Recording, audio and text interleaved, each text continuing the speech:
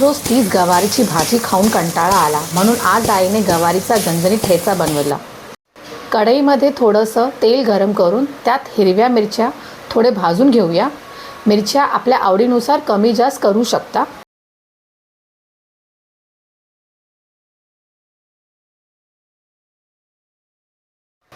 मिरची छान भाजली की ती काढून घ्या.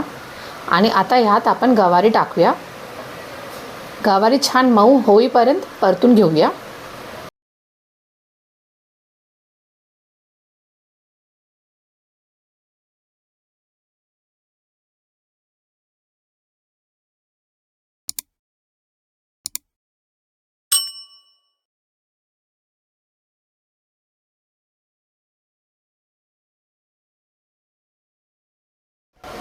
गवारी परतून झाली की यात आता आपण लसूण, थोडा जिरा, थोडी कोथिंबीर व भाजलेले शेंगदाणे टाकून ते परत एकदा भाजून घेऊया.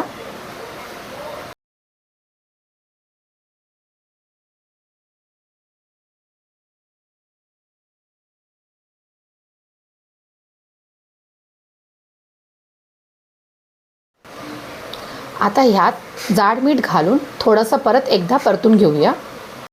आता हे सर्व जाडसर खलबत्त्यामध्ये कुटून घेऊया.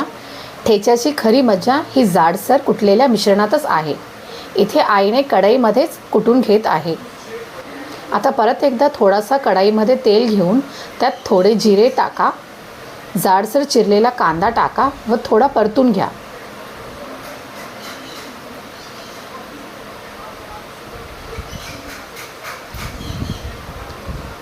आता जाडसर वाटलेला ठेचा टाका व परत एकदा परतून घ्या.